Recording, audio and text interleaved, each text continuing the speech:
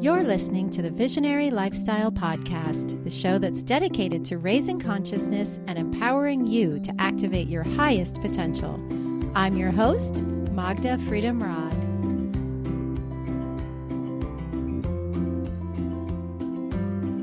Welcome, Tribe. This is the final episode of Season 1 of the Visionary Lifestyle Podcast. It feels really good that I succeeded in launching the show from India and publishing the first season, which was mostly recorded in LA, from here. I assure you it was no small feat with this snail, slow internet, and intermittent power outages. Ha! Love you, Mother India. So Season 2 will launch very soon and contains all the interviews I did at the International Yoga Festival here in Rishikesh. It's completely packed with amazing conversations with saints and sages and lots of the sounds of India. I got access to some really high-level teachers who are dropping a lot of wisdom, so make sure you stay tuned in for next season. So one of my huge takeaways from my time in India is that it's not quiet. Ha! My fantasies about meditating in a silent ashram were quickly squashed. The beauty of that, though, is it became a recurring conversation and a reminder lesson that truly we must seek the quiet within ourselves and develop the ability to find our center and our stillness anywhere we are and no matter what's going on around us.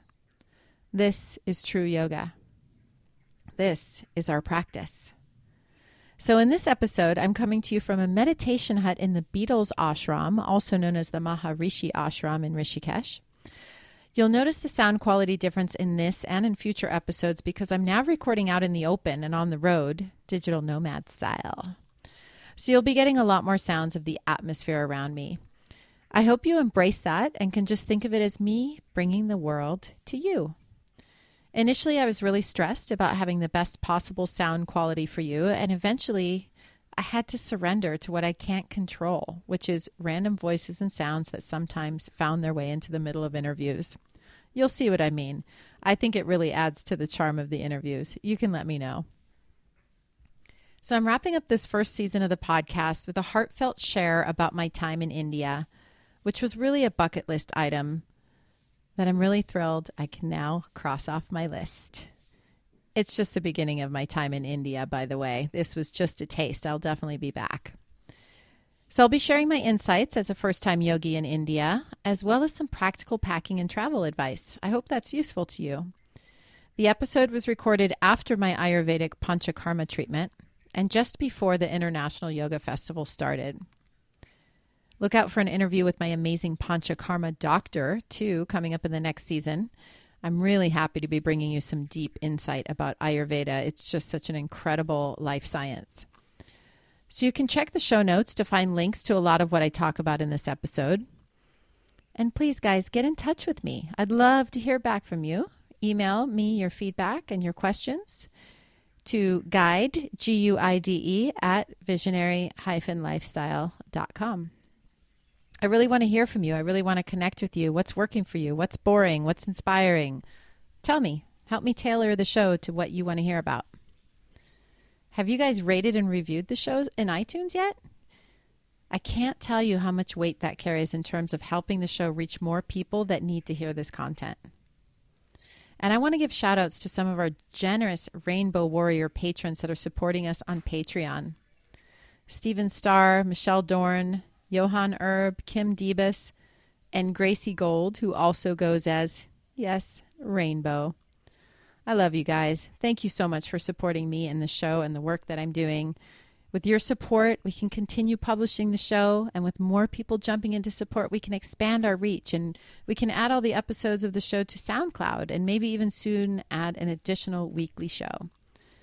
Check out our perks on patreon.com/visionary lifestyle. Join the tribe. Your support means the world to me. And notice there's no ads here. This is a listener-supported show.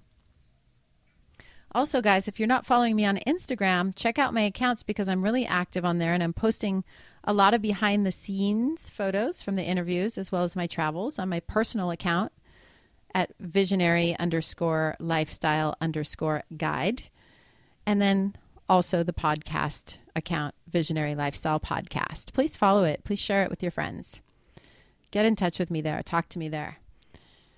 Tribe, there's so much in the pipeline heading your way the next 2 seasons. I'm so excited to be bringing you this content. Season 2 is all the interviews I recorded in India, as I said. And season 3 is all recorded in Bali, mostly at the Bali Spirit Festival. We're talking super high vibration conversations packed with tools and resources to do, you know what? Activate your highest potential. That's right. That's how we do it here. So I really hope you enjoy the next episode here, this final finale episode of season 1. And I look forward to launching season 2 ASAP. Without further ado, on with the show.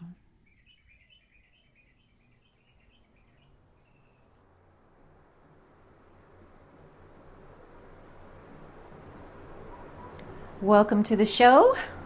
This is Magda Freedom Rod. I am coming to you today from the Maharishi ashram in Rishikesh, India. You might hear some sound in the background. That's the Ganga River that I'm sitting right next to. I have a view of it. I'm sitting now in one of the meditation huts here at the Maharishi ashram, also known as the Beatles Temple. This is the very sacred ground where the Beatles spent time in 1968 learning how to meditate, writing a couple of albums, and it's now more or less ruins and somewhat of a tourist attraction. And it's also, I just learned today, a tiger preserve here, and we're seeing elephant droppings around. There are leopards on the property, lots of birds, leopards, lots of wild animals, tigers literally, elephants and leopards live in this jungle here. So you're hearing the sounds of nature, the birds, the sacred Ganga. And I wanted to record the final episode for the season here in this sacred place and share with you some of the journey that I've been on in India. I have been here recording my second season of the podcast. So as I said, this show right now that we're recording is the final episode of the first season. So you've heard a bunch of great interviews with some of my tribe in LA, some of the people in California that are really shining bright in the yoga and conscious communities. And the next season, the second season, will be more interviews in India. So I'm going to talk to you a little bit about what's going to be coming up in the next season. But I thought that you might be interested in hearing about my journey to India. And what I'm really doing now, which I haven't really explained to you guys yet, is I'm setting out on somewhat of a worldwide journey. I'm spreading my digital nomad wings with this trip. This is my first time to India. And as a yogi of nearly 20 years, it's a long time dream come true, the fact that I'm sitting here right now. And I'm so grateful for you showing up to listen to this show. And I hope you're interested in what I'm sharing about my experience. I know that for all these many years, I've been a single mom and raising my daughter alone. I dreamt many times about coming to India, and I would see other people's pictures, and I would just have this, not a jealousy, but a longing in my heart saying, I want to do that. I want to be there. And that dream is coming true for me now. So I wanted to share with you the experience that I'm having, and also a little bit later in the show I'll be giving you some practical tips that might be useful if you're traveling or if you're have an intention to set out on a journey like this one. And I've got my traveling recording equipment with me, and I'm doing some really great interviews here, and I'm excited to bring those to you in the next season. I was drawn here initially for the International Yoga Festival, and I was thinking today earlier about how I even first learned about it, and I can't remember.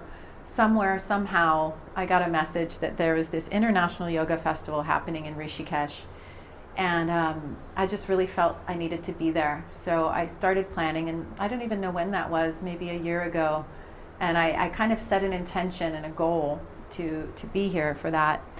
And then I was dealing with some health issues, and I was working with an Ayurvedic practitioner in Ojai, California, Kabir Southwick, a very qualified, amazing practitioner. And he would say to me, you need to go to India and have proper panchakarma. You need to go detox your body. And so that was also another big goal. And I said, well, if I'm going to the yoga festival and I'm going all the way to India, this might be the good time to get the panchakarma. So he connected me with the panchakarma specialist, a clinic, which also happened to be, by the grace of God, in the same exact ashram as the International Yoga Festival. So that was a big sign for me that God was working in my life and guiding me and lighting my path. So I said yes, and I came. And so yoga has been a guiding force for me for all these years, and I continue following this path because it is so rewarding. I do see divinity in my life when I follow this path and I practice my yoga and I show up and I follow the signs. So a couple of impressions and observations that I'd like to share with you as a first-time yogi arriving in India. And I'd really love to hear questions and comments from you guys after this episode and hear what your experience have been in India, or if you were wanting to come, if you have any questions for me that don't get answered in this show, I'd love to have that conversation. One of the first things that I noticed and really expanded my heart and made me feel so happy when I arrived in India is that basically every hello here is a namaste. So namaste is the traditional greeting. When people greet each other, the hands come together in front of the heart, and it's, sometimes a slight bow of the head, and it's an acknowledgement, it's a namaste. And as we know, namaste is, that's how I always close my yoga classes. Because it's an acknowledgement of the divine in one another. It's the light in me acknowledges the light in you. And to be in a culture, immersed in a culture where this is the standard greeting, is just so heart expanding. And I'm really grateful for that. That was one of my first observations. The next thing was the cows.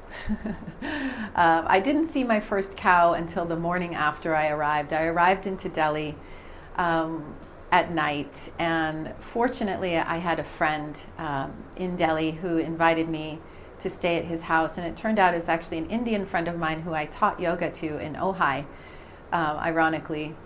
And it was beautiful. It was just a few days before I arrived, and I didn't even know that that's where he lived, and it turned out I needed a place to stay the night I arrived, and he invited me. So that was another divine moment, a divine unfolding of this trip. And it wasn't until the next morning that I was heading out to the bus station to take a bus to Rishikesh that I saw my first cow in the middle of the street. And I felt happy again because, the cows are free here. And there's going to be at least one interview in the next season that we go in depth talking about the cows in India. It's a big topic of conversation for me, as with the visionary lifestyle, and one of my focuses being animal love. We want to love the cows and make sure that they're living a good life and they're healthy and happy and not abused and not suffering. And there are some issues with the cows here in India, some pros, some cons. So we're going to go deeper into that and a couple of really amazing interviews coming up for you in the next season.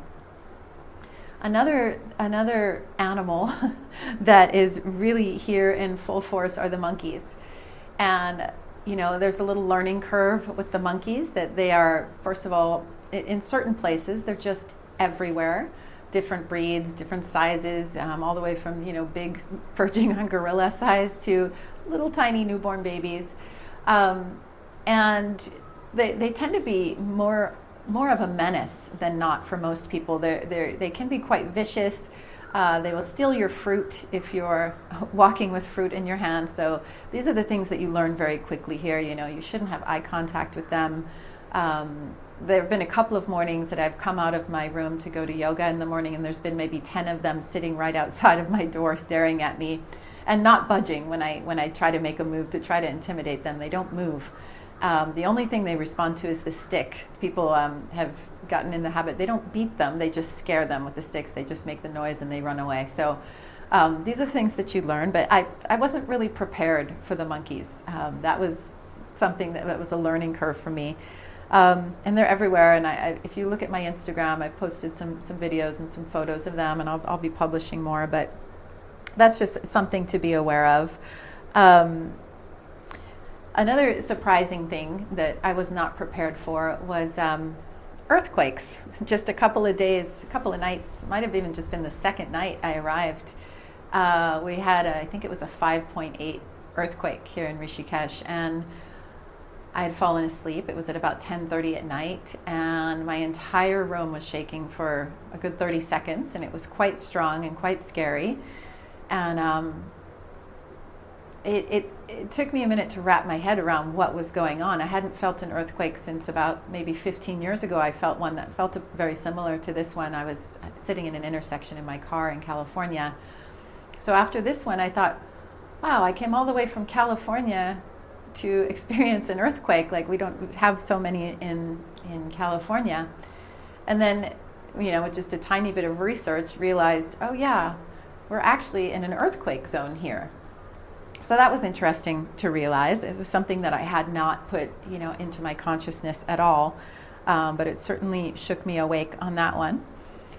Another beautiful thing is that I've made friends from all over the world here. This Rishikesh, as it turns out, is like many cities in India, but there's something special about Rishikesh. It's such a holy and sacred city. They say it's the birthplace of yoga, which of course was another thing to draw me here. And it draws really amazing people. It attracts really amazing people. There's people here from all over the world. And I've made friends from more countries than I can count here, shared meals and conversations with beautiful people from different parts of India to people, I'm not even going to list the countries, there's just too many, but just really beautiful souls here, all seeking and all doing their spiritual work and practicing all kinds of yoga and meditation and going to satsangs. And it's just really beautiful to see so many people on the spiritual path here. I've met many angels along the way. The night I arrived, the bus was about 3 hours late getting in, and I didn't know how to get to the hotel, and it was a little stressful because my phone wasn't connected yet, and I didn't have any way to communicate with the ashram that I was going to, and I was a little bit lost in the dark and didn't know where I was going, and sure enough, an angel showed up and guided me. And there have been so many instances of exactly that, of angels showing up exactly when I need some support and just guiding me. And I've even had some old friends unexpectedly show up here. So it's just a very heart-expanding experience. And like I was saying, Rishikesh is such a special place. And I really feel it's by the grace of God that I was brought here right now, because I came for the International Yoga Festival, but I didn't realize that it's also satsang season here. So what that means is there are many spiritual masters, people who are considered to be enlightened and people called gurus, sitting and having these spiritual talks every day. So they draw from small crowds to large crowds, and people come and they bring questions, questions about things that they're stuck in their lives, places they have pain, anywhere they feel they need support or assistance on the spiritual level. And they bring these questions and the masters answer them, and everyone there gets to benefit from these sessions. And many of them include really beautiful, incredible music, and it's a deeply spiritual experience and enlightening. And I've definitely cried through some satsangs. It's like it touches you on such a deep level, some of this wisdom that's being shared, and there's always a message for everyone, I think, in every talk. Muji is here. He's one teacher that I've been following for a couple of years. I've been to a couple of his satsangs, and he is someone, he's a teacher from Jamaica that a lot of people here have come from all over the world to sit and listen to him speak and be in his presence. Another thing that's really struck me here is the love that the people here have for this river, the Ganga. And I'm staying at the world-renowned, amazing Parmarth Niketan ashram, which was put here, I believe, in the 40s. It was built. And this is where the International Yoga Festival is and where my Panchakarma clinic is. So it's right on the banks of Ganga. And this river is, as you heard in my interview with Light Watkins, it's almost considered like a sentient being by the people here. The waters are considered holy and healing, and it is really something to witness the people that come from all over India and all over the world to take a dip in the Ganga, to put their feet in the Ganga, to take the water. It's truly considered holy water, and it's like a living being, and there's just so much love and devotion for this river. And she is beautiful, and you're hearing her in the background on this podcast. And she was said to be born or flow out of the locks of Lord Shiva, was how she came onto earth. So that it's very powerful to be right here next to Ganga. And each night at Parmarth Niketan and up and down the Ganga, from what I understand, there are arti ceremonies, which are devotional offerings are made to the Ganga, and people come and sing and pray and celebrate, and it's so beautiful. They light a sacred fire, and it's something to really, it's worth coming to. If you're planning to come to India, if you have any desire to come to India, I would highly recommend that you come here and share in this experience. Another magical, unexpected moment that happened for me here in Rishikesh was just a couple of days ago, before the recording of this episode. There's a very holy day here called Shivaratri, where again people came from all over the country to be here in Rishikesh at the Ganga, to dip in the Ganga for this holy day. From what I understand, from what I've learned, this is a holy day where people pray to Lord Shiva, which is an aspect of God, and we'll speak more about Hinduism in some of the other episodes. But all of these deities that are worshipped in Hinduism are just individual, I like to use the word facets of God. So a common misconception about Hinduism is that they're worshiping a lot of different gods, but in fact, they're really just all individual representations, different aspects of God, if you will. So Shiva is one of the aspects, and on this holy day on Shivaratri, people were praying to Shiva. Shiva is known as the destroyer. So to destroy that which in us that may be holding us back from our best life, that within us that we would like to get rid of. For example, if we notice that we have an anger problem, or we're depressed, or living in lack consciousness, feeling that there's not enough abundance, whatever it is that we feel is holding us back from living our best life, the prayer is for Shiva to destroy that and take that away, and just wash it away into the river Ganga, and cleanse the space and create space for something new and maybe more positive, hopefully more positive, to come into our lives, to create way, to create space for something more positive to come through. So it was another unexpected, beautiful, magical blessing, really, to be part of a beautiful ceremony for Shivaratri. And I also, another just little miracle story that happened here was there are sadhus all over, which are men that have devoted themselves to God. You can almost think of them like you would think of a Buddhist monk, someone who's renounced the world and just devoted their life to God. And there are these men they're all over the streets here. There's lots of sadhus and cows and monkeys and lots of action everywhere on the streets here in Rishikesh. So these sadhus are all over, and they don't really have jobs, of course, and they don't have income. So a lot of them are asking for money and asking for handouts, and it's a little bit heartbreaking because I want to take care of all of them. I want to help all of them, but it's you can't really help them all. So there was one in particular, a bit of an older man that I really connected with, and I somewhat adopted him, and I started giving him fruit, and we had a beautiful connection. And we'd share a nice heartfelt namaste every day. I would pass him every day on my way to the canteen to get my panchakarma meals that were part of my panchakarma treatment.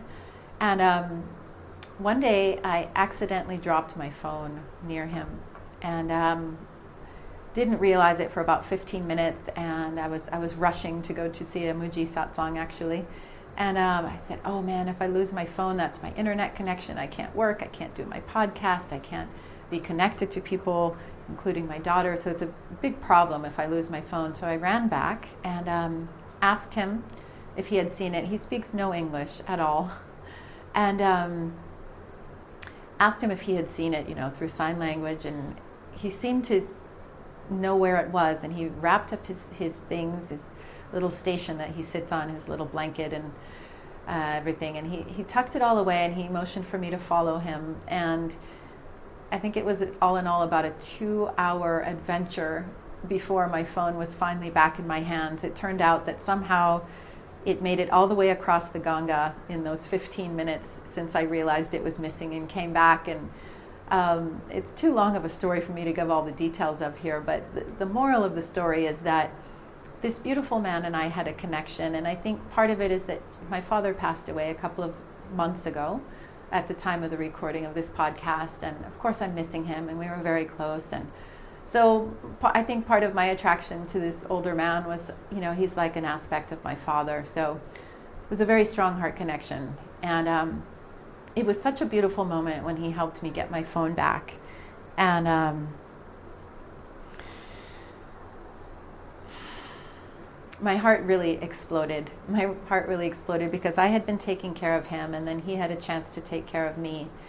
And it was just a full circle. It just felt like such divine right action in my life. So that was just another beautiful experience that happened here. And I've been doing yoga every day. They have when you stay at the ashram, you get a free yoga class in the morning. And I've developed a great connection with the yoga teacher. And in fact, you'll have an interview with her coming up in the next season. And it turns out she's highly educated. She has a PhD in yoga. And I've been deeply enjoying her classes. It's really fun to come here and be the student for once instead of always teaching. So I'm here to learn and expand my own personal practice and develop tools to bring back to my students, once I come back from this trip, or hopefully I end up doing some teaching while I'm on the road here. But I've been deeply enjoying the classes, and we'll go into more about that on upcoming episodes. I'd love to share with you some practical advice, just about probably travel in general, but things that I've found really useful that, I did quite a bit of research about packing lists and things before I left, and my intention is to have everything fit in a carry-on. So it's quite a small suitcase. I invested in a good travel suitcase. It's small enough to carry onto an airplane, so it's quite small. And then I have just one backpack that has all my gear in it so that I can do this podcast and this work while I'm on the road. So that it's not very much space. So I had to be, and my history is not being a light packer. I usually, pack everything but the kitchen sink, sometimes including it. So it was a real challenge for me to pack really light for this trip. But the clothes and things, I could write a packing list for you of what I brought if you're interested. But the things I just wanted to tell you that have stood out for me, that I'm so glad that I did the research and I brought them, because they've made a world of difference in terms of my functionality and my comfort and things on this trip. So the first thing is I bought a power adapter. It was like maybe $5 on Amazon, and I'm really glad that I got that and didn't have to go searching for one when I got here. So as soon as I got here, I could get plugged in, have my devices charged so I could stay connected, because that's important to me as a digital nomad and as a mother leaving a child behind on the other side of the world. I needed to be connected. So I brought a power adapter.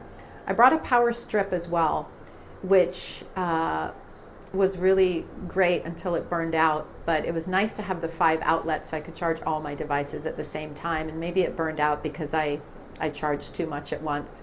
So I've got to look for one maybe with the surge protector. I don't know, I need to work that out, but it was useful. The next thing that I'm really grateful that I brought is an extra backup battery, because one thing that I wasn't totally prepared for, I'd heard, but I wasn't totally prepared for the fact that the power goes out in India intermittently, constantly. And where I'm staying at the ashram, they're doing a lot of construction right now, preparing for the yoga festival. So there have been many times that I haven't had power. that I've been really grateful that I had that battery backup. And if I'm out for an extended period of time, I can take it with me so that my phones can stay charged. So that's been a big deal, having that. I would highly recommend, if you're going to be traveling, to invest in one of those. They're not very expensive, really worth it. Another thing I'm really grateful I took the time to bring and made space for in my suitcase is my essential oils. I think I own about 100 of them, and I cut them down to about 12, so about a dozen of the essentials. So it's like my traveling medicine kit: my oregano oil, frankincense, tea tree, lavender, serenity blend, and they all have their individual and multiple uses. And this is plant medicine that, they don't take up very much space, and they get a lot of bang for their buck. I mean, there was one time I met a guy from Italy who was coming down with a cold, and he was about to take a big trip, and I said, hey, let me just dose you with some oils. And sure enough, by the next day, he was feeling great, and he was so grateful, and I made a new friend, and I was able to just, heal this new friend of mine with, by the fact that I had these oils with me. So I'm really grateful that I have those, and I've been using them myself for various things, to disinfect things and just little things that happen. It's a big deal to have those. Another thing that seems like a small thing, but it's been really useful, is a laundry bag. I just used actually a sleeping bag sack as a laundry bag, so my dirty clothes go in there, and it just keeps them separate from all my clean clothes. So, and it has a string on it, so I just have a hook in my room. I hang it on the hook, and it's a small thing, but I've really appreciated having it. Another thing is a collapsible water bottle. I bought a collapsible water bottle on Amazon, and I've been really grateful for that. It has a hook on it, so I can hook it on whatever bag I'm carrying. And, I can fold it up when I'm not using it, because that space becomes really valuable. So that's been a good thing. I did get travel insurance. I shopped around quite a bit before I got travel insurance. And I'm glad that I did, because there's just so many unknowns going to a foreign country for the first time, and just to know that if I should get sick or, God forbid, get hurt or something, it's just been a nice peace of mind knowing that I have that. I found it a really affordable rate. So I'll try to put a link to that in my show notes for this. Another thing that I brought, that I'm glad I brought, and I was questioning what was the right thing to stay warm, and I had checked the weather and understood that it was going to be quite warm, and almost didn't really bring a heavier sweater. As it turned out, it was pretty cold here. So I'm really glad that I brought basically a wrap that it's more of a cape that also doubles as a blanket, and it rolls up, and it's quite lightweight, but it's warm, and it's big. It covers a lot of my body. So I use that as a blanket on the airplane. I use it as a cushion when I go to a satsang and I'm sitting on the floor. I use it to wrap around my body and keep me warm when I'm walking around, walking to yoga in the morning or on the colder mornings. So that's been a good kind of multi-purpose item that I'm really grateful I brought. And then this is I'm only mentioning this because it's been I'm so grateful I ran across the information before I packed, that I saw a video of a guy saying, next time I go on a trip, I'm going to take nylon underwear instead of cotton underwear, because cotton underwear takes too long to dry when you have to, wash your underwear all the time. So I brought nylon underwear, and it makes such a big difference because I can wash it and it dries overnight, whereas the cotton might take 2 days. So that's just one little travel tip that seems like a small detail, but it actually makes a big difference.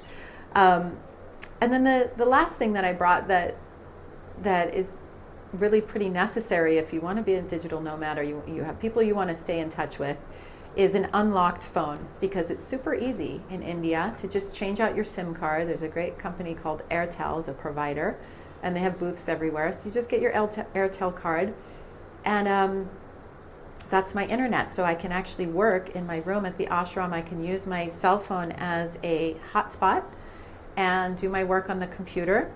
And it's been great when it works. Most of the time it works. It doesn't work all the time. And it's become really important because the internet cafes here are just frustratingly slow. That's the word I'm going to use, frustratingly slow. I mean, literally it's taken me 4 hours to do the amount of work that should take 1 hour because it's so slow and it's in and out. So being able to have my own hotspot on my phone has been a total game changer. So those are the main things. I was trying to think if there were things that I wish I had brought that I didn't. And they were just little things like a hat. There was a hat that I was going to bring and I left it out of my bag at the last minute and I ended up kind of regretting that.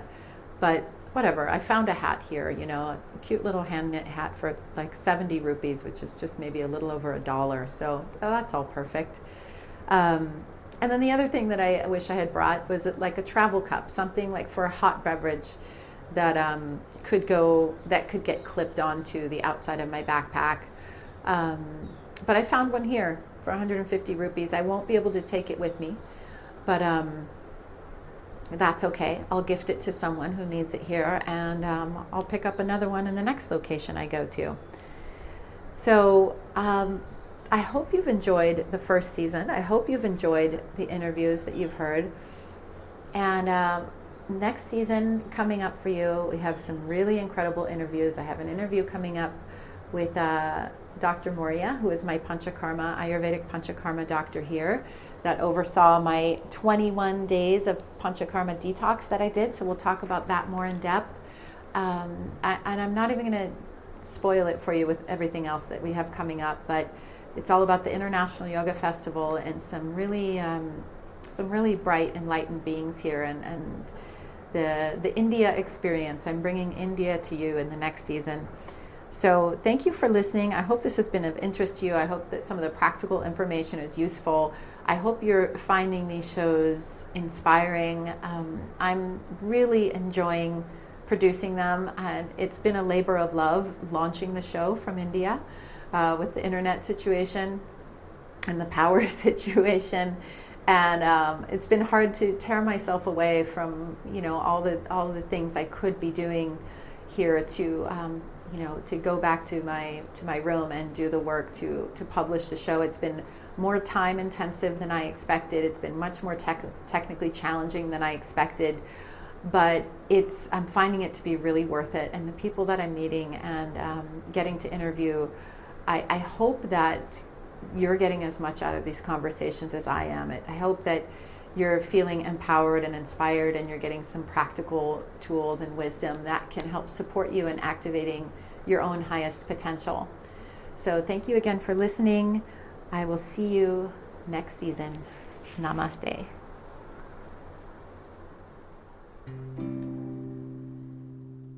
Thanks so much for answering the call to be here today. If you found the show in any way empowering or inspiring, I would be so grateful if you would write a review in iTunes. This is really the best way to help support the show and to help us get noticed by others who are looking for the kind of content that we're sharing. You can also support the show with a small monthly donation on Patreon. Go there and check out our perks at patreon.com/visionary lifestyle. Namaste.